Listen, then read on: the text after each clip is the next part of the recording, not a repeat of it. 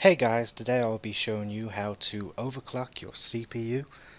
Mine will be the FX8350. This will pretty much be the same for any AMD models. It's completely safe and you will be getting the power for the money that you spend. First off, we will need a few free programs. First one is Prime 95 and we use this to stress test. Then a software to watch temps and CPU voltages like CPU Z or hardware monitor. You do have to make sure your motherboard can handle the overclock. That is a definite. Now before we begin, I'm just going to say that every single CPU is different. My score may not be what your PC can handle, and you might even get better scores than me. At the minute, this is as high as I can go, due to my components, the condition of the room and everything else. So you've got to keep that in mind. That's why you've got to do it slowly and steadily, and you can't just take what I've done and put it into yours, because what's stable for me might not be stable for you. So let's get started. So you want to head into your BIOS and you want to go into your advanced mode. Mine will be different to yours because I've got a sabertooth motherboard.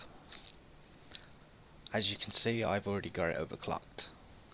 Now, I'm going to reset it to default, which is F5 for me. As you can see, it's all done, back to auto.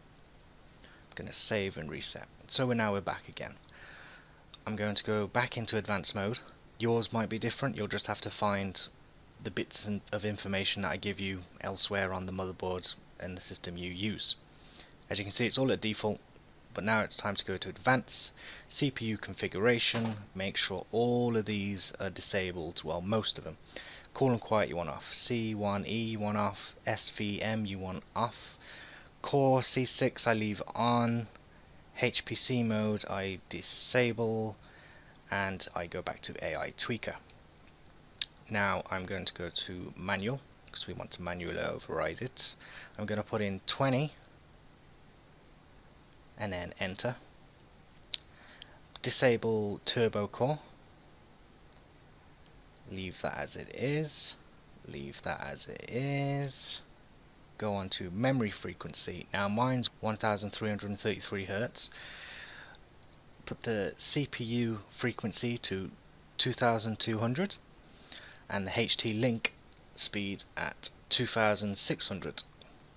Now I know this because up in the corner you can see that's where it shows my default. I'm going to disable CPU spectrum, leave PCI spread spectrum, and disable EPU power saving mode. We're going to put the CPU load line calibration to high for me, and the CPU NB load line calibration to high for me as well. This will vary depending on motherboard and what sort of hardware you've got. You've got to make sure that you've got a good power supply, and you've got to make sure that it's not going to fry your system. So should really do your homework before messing with this. You can leave it as it is on auto if you don't know how to do it, but I know that my PC can handle this, so you really need to find out. Now we set the CPU and NB voltage to manual mode. We then put the CPU manual voltage as its default value, which yours will be whatever number that is on the side. Mine is 1.308 volts, so I'm going to write 1.308 volts in and press enter. Do the same again with the CPU NB manual voltage. I'm going to put it as 1.158 volts and press enter. Now we're going to put the CPU bus frequency 201, and that is going to increase the CPU speed. As you can see, it's only gone up by 20, but it's going to increase all the others as well. The memory frequency has gone up from what it was, CPU NB frequency has gone up, and so has the link speed's gone up. So we are going to turn it up to 225. I know what my PC can handle, so you need to increase this slowly and keep testing.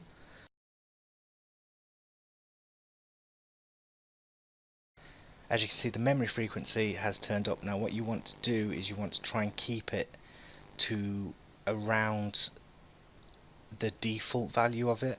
So mine was 1333. It won't always go on it, but I don't want to go under, so I'm going to keep it around there.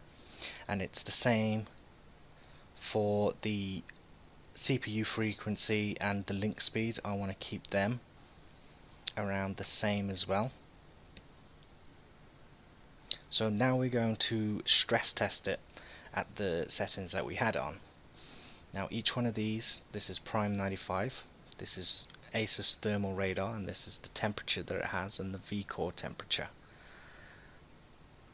Now I'm water cooled and I'm in a warmish room, so it's quite hot in here as it is, but it all depends on the surroundings you're in and the hardware you have, whether you're water cooled or just got the bare minimum basics that came with the CPU. You need adequate cooling to be able to overclock properly. The V-core will increase in temperature as well.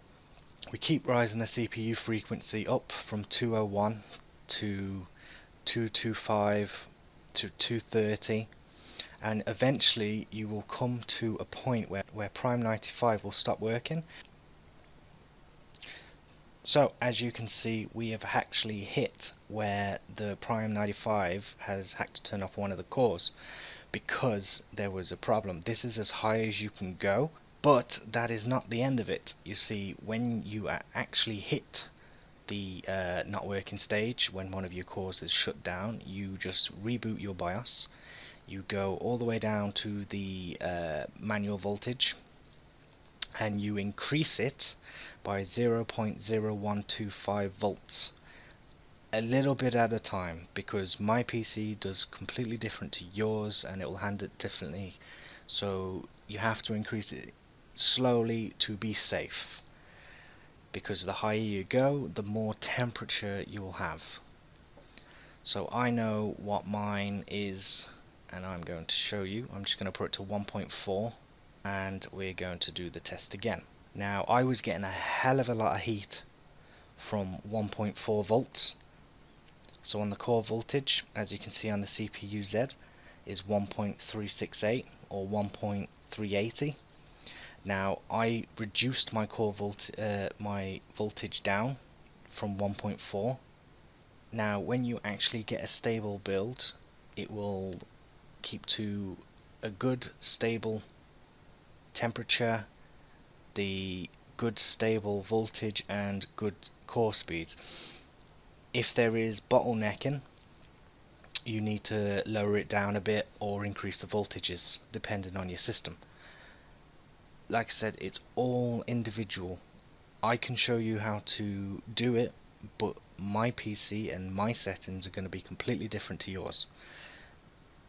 Now the best way to test it is after Prime 95 and it's completely done for an hour or 6 hours or however long you want to keep it running for, and there's been no faults whatsoever. The best way to do it is play some games, because it attacks it completely different and you could still get crashes from it. So it's best to play games as a test, and hopefully you won't get no crashes, but if you do, then you just have to go back and either increase the voltages or decrease the value.